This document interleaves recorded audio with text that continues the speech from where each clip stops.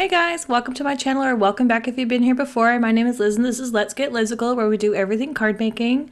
And today I am introducing the coordinating stencil that goes along with my birthday balloon set.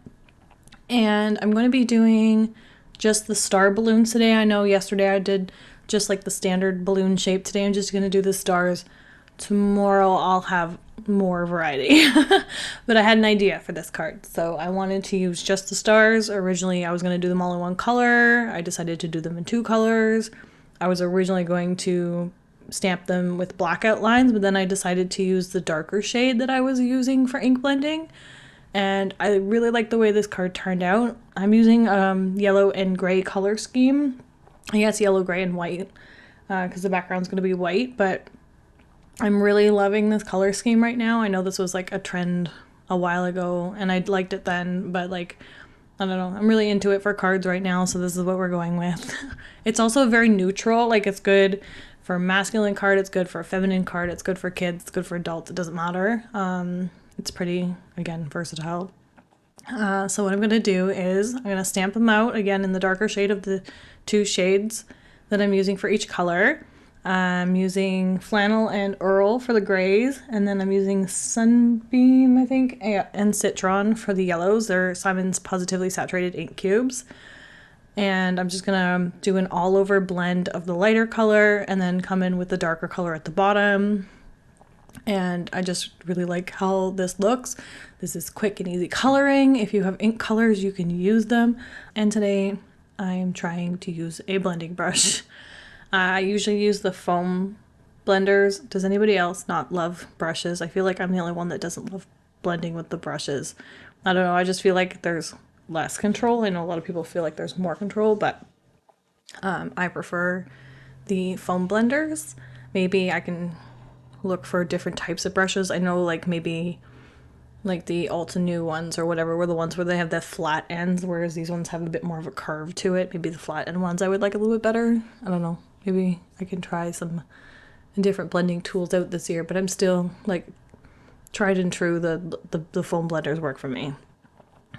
But anyway, I do the same thing if I color something with a stencil. Like I'll stamp it, ink blend the stencil, and then stamp it again, because I do find that even when you're ink blending, the color kind of bleeds out the lines a little bit, which, you know, might not be so bad, especially on this where I'm trying to do a somewhat no line coloring.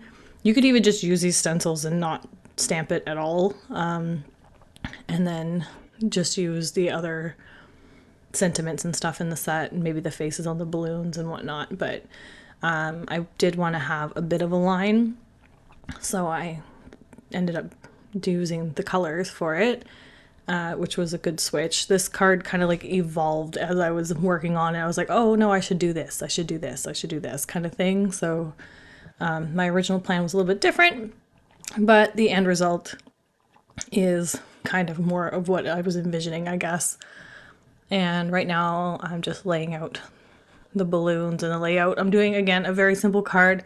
You guys know I love my simple cards, and they're very impactful. You don't need to fill up every space of the card. Like, don't be afraid of the white space. I know a lot of people are.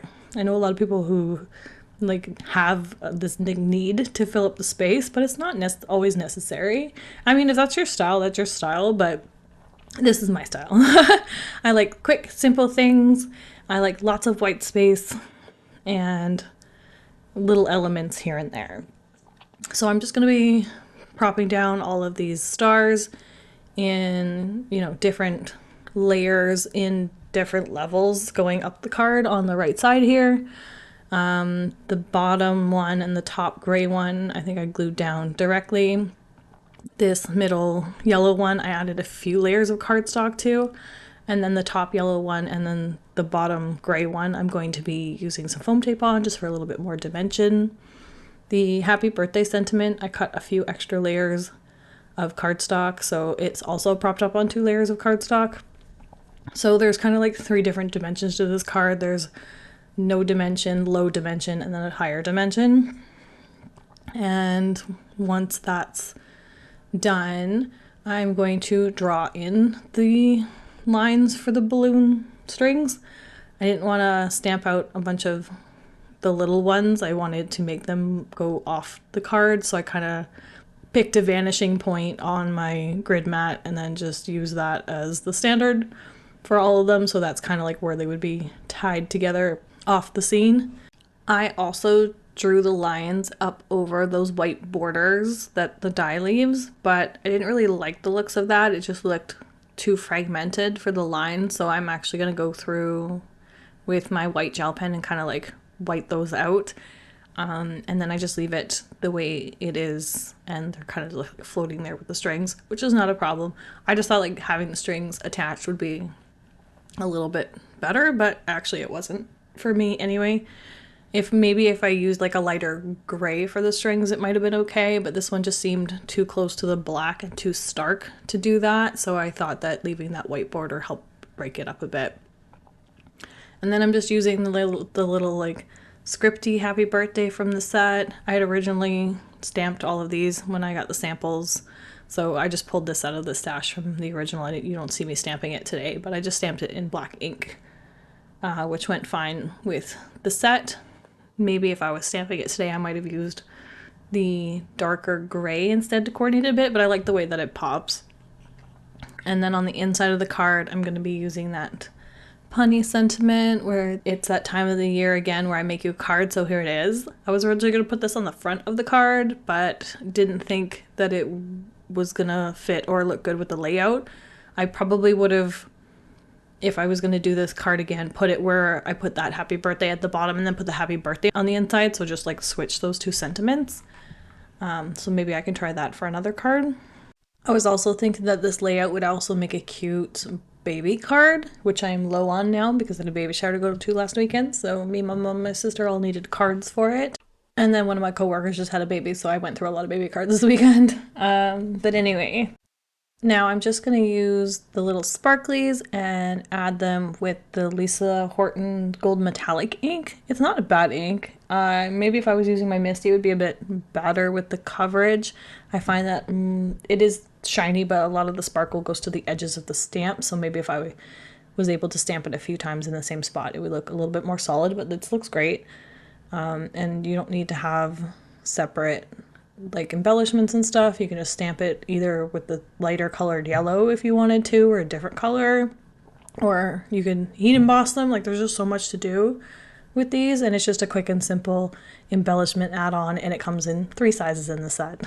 I'm only using 2 for today though. But that is our card for today, guys. Again, launches Monday, January 20th of 2025, and links will be up for this shortly. So if you like this video, please give it a thumbs up, comment down below, and let me know what your thoughts are. And if you haven't already subscribed to my channel, please subscribe to my channel because I'd love to have you here. And until next time, thanks guys, bye.